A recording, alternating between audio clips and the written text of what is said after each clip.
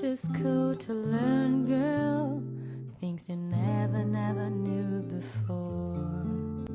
Like I before E except after C, why 2 + 2 makes 4. Na na na, I'm gonna teach you all about love, girl. Sit yourself down, take a seat. All you gotta do is repeat after me. A, B, C, easy as 1, 2, 3. Oh, simple as do, re, mi. A, B, C, 1, 2, 3. Baby, you and me, girl. A, B, C, easy as 1, 2, 3. Oh, simple as do, re, mi. A, B, C, 1, 2, 3. Baby, you and me, girl. A, B, C, 1, 2, 3. Baby, you and me, girl.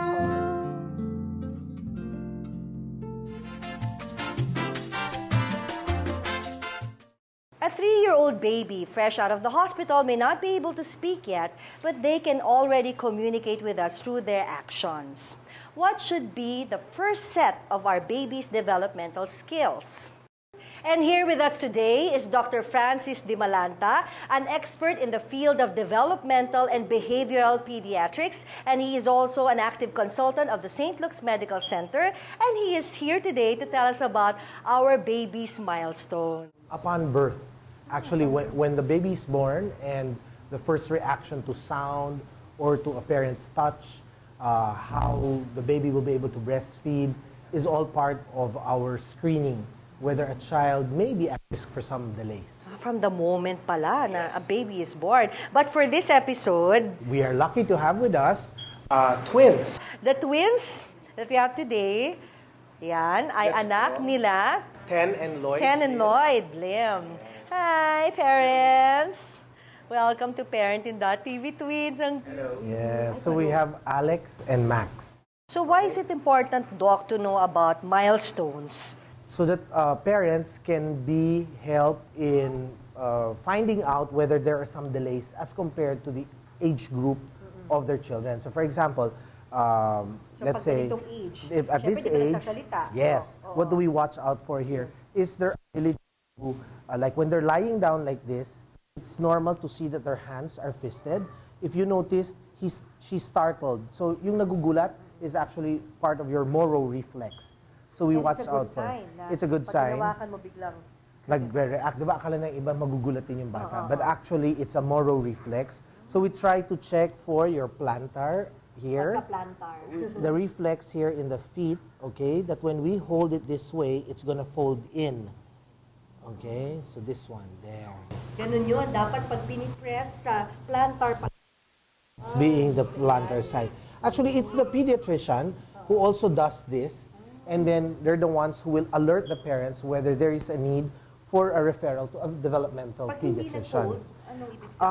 Well, we look out for the motor skills during the first year of life. So again, whether a child, as they grow older, is able to lift the head, whether they're able to roll over, sit, crawl, stand, and walk, that's all watched out for during the first year of life. At this age, since they were just seemingly just born, right? They're like in a 2-week age period. What we look out for would be also how they would alert to sound. Like for example, if we make a sound, so you see that they reacted both. Diba? Kahit dito lang ako, meron kasi some kids, like for example, a hearing impaired child will not react to that. Okay, but of course we won't be able to know that. Although we did an autoacoustic emission test, which is now a newborn hearing screening test that we do with all children, diba? Before they leave, they check with a little probe whether a child can hear or not. And that can be done also in the doctor's office. By doing this, they could either cry, yung isa antok eh, diba? Yes. Okay? And seemingly, kahit na akala mong hindi nakakakita yung bata, pero ano eh, yung body diba niya, nag-move body siya niya towards pupunta that? doon, Yes. Look at that startle reflex. So here, I'll do the same thing. Although, tulog kasi siya compared to, yes, Alex, all right? As they grow a little bit older, we have like, you can have an object which you will move from side to side to see whether they're tracking. Pag na. Yes. Actually, the best stimulus for a child, even this young, is the mother's face. Okay, so Teen hindi tender. father's, so hindi father's face, di ba? Bakit hindi father's Hindi, face? anybody's face actually. And it's, kasi mas magaganda ang nanay. The parents' face. So, pero bigla yun. But actually, they said, studies have shown that the roundness of the face is what they like. Kaya hindi ako nagpapapayat, di ba? So you move yourself and then you'll see whether they're tracking at an older age. May Here, ganun ka. and the best position for the babies at this age would be to put them on their tummies at times so that they will raise this head. Okay? Let's just see if i-raise niya. Ipupush niya up. Yes, there. Diba? Look at that.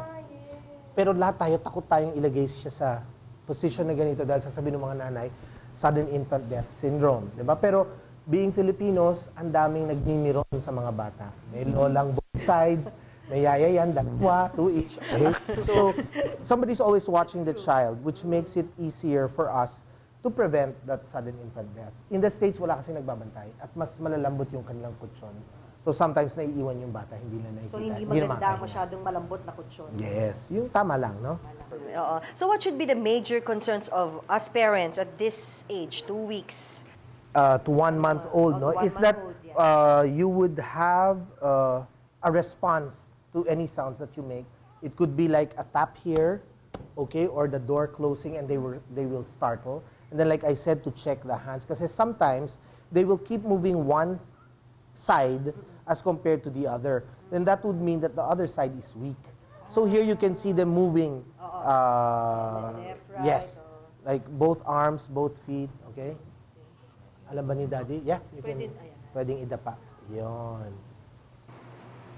Okay, and then they would, like voices, they would be able to seem to listen to the voices that are, what do you call this, being heard.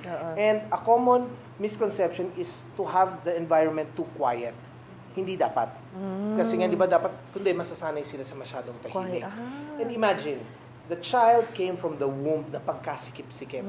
Lalagay mo siya sa magandang malaking crib. Di ba maninibago siya? So it's important that you hold and touch your baby. Di ba close as possible, which is promoted for by breastfeeding. Yeah. Constantly touching them. When they cry, hahawakan mo like what you did with Aya, di ba? And to know that they are assured that you're there right away. So no such thing as spoiling when they cry, but rather your presence of any caregiver would be there. So ayun, so we've covered everything na, yung developmental milestones of a 2-week-old up to 1-year-old. Thank you, Dr. Francis. Pero sa next episode natin, we will find out the developmental milestones of a 1-year-old going to 2. So stay tuned here sa Parentin.tv. ABC, easy as 1, 2, 3. Oh, simple as do, re, mi. ABC, 1, 2, 3.